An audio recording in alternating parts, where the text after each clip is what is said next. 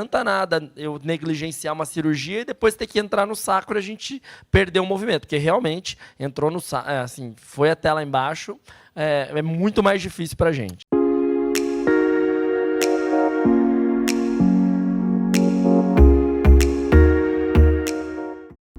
Boa tarde, meu nome é Robson, sou ex-fellow lá do professor Elton. Primeiro, eu concordo com o que o Bassotti disse a respeito da fisioterapia. Eu acho que vocês têm a anamnese de vocês, a avaliação de vocês, e normalmente vocês são mais habilitados a saber o que fazer com o paciente até do que a gente.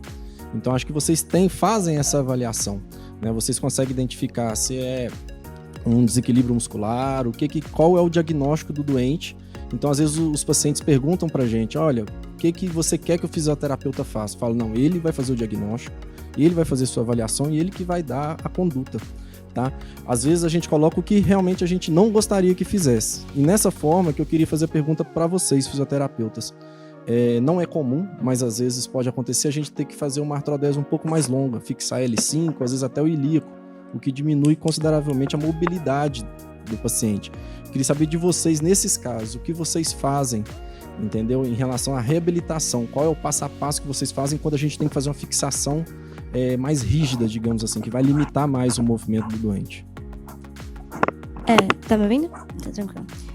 Na verdade, quando vai até o ilíaco, né, graças a Deus a gente não tem tantos casos lá, assim, acho que o pessoal que tem mandado pra gente, os médicos, o Dr. Carlos e tudo mais, então não tem vindo tanta cirurgia com fixação até o ilíaco, mas a forma que vem esses pacientes pra gente, a gente tenta ganhar essa mobilidade da mesma forma como um paciente que outro também não tem, ou por exemplo, tem a seletiva ou de alguma outra abordagem de cirurgia, mas a gente tem que ter um pouco mais de paciência por esse processo, né? A gente conversa muito com a família, pensando em adolescentes, né, nesse caso, mas a gente tenta ter um pouco mais de cautela nesse processo, né? E aí explica, né? Eu acho que isso já foi conversado com o médico anteriormente, pelas questões de mobilidade, que isso, sem dúvida, vai ter um pouco mais um déficit aí de mobilidade, né? Mas a gente trabalha da mesma maneira, com um pouco mais de cautela e um pouco mais de paciência, um tempo um pouco mais prolongado, né? Uma questão é que como vai perder bastante movimento ali da sacroiliaca ali e tudo, nós vamos precisar ter esse cara fazendo exercício, ou essa moça muito mais intenso de membros inferiores, o que ela conseguir ainda manter, mas ela vai ter que ter muito mais flexibilidade de membros inferiores para suportar esse ajuste aí pior ali que ela vai ter ali. Então, assim, o melhor cenário do mundo, acho que eu tô com um caso bem interessante que o Dr. Bassotti vai operar. É uma menina que chegou pra gente com Risser 0. Hoje ela tá no Risser 4, a Ariane atende ela, acho que é quase no 5. E assim, qual que é o ganho dela? Acho que às vezes esse é o ponto. Essa menina evoluiu para uma cirurgia, mas ela evoluiu para uma cirurgia seletiva. Então, às vezes, o nosso ganho, a fisioterapia, usou colete por um tempão, mas conseguiu fazer uma cirurgia menor. Então, esse é o time que eu acho que a gente tem que levar daqui, entre o tratamento conservador e o cirúrgico. Não adianta nada eu negligenciar uma cirurgia e depois ter que entrar no sacro e a gente perder o movimento, porque realmente entrou no sacro, assim, foi até lá embaixo. É muito mais difícil pra gente. A intensidade vai ter que ser muito maior, né? Apesar dos exercícios serem os mesmos, a gente vai ter que ter uma intensidade maior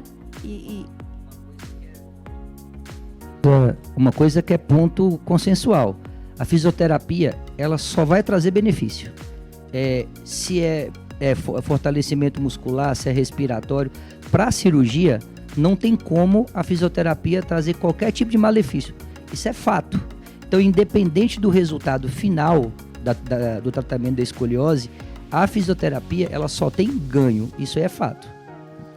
E eu acho que outro ponto, acho que em escoliose idiopática não tem muita indicação de ir até o ilíaco, mas eu acho que pacientes com paralisia cerebral e escoliose do adulto, aí são situações de salvamento. E aí, quando é a escoliose do adulto ou uma idiopática do adulto, aí você pode ter, quando tem o surgimento de uma curva fracional ou um desequilíbrio sagital, com alteração no equilíbrio espinopélvico, aí você precisa ir até o ilíaco. Aí você está trocando uma qualidade de vida péssima com desequilíbrio sagital por uma coluna rígida.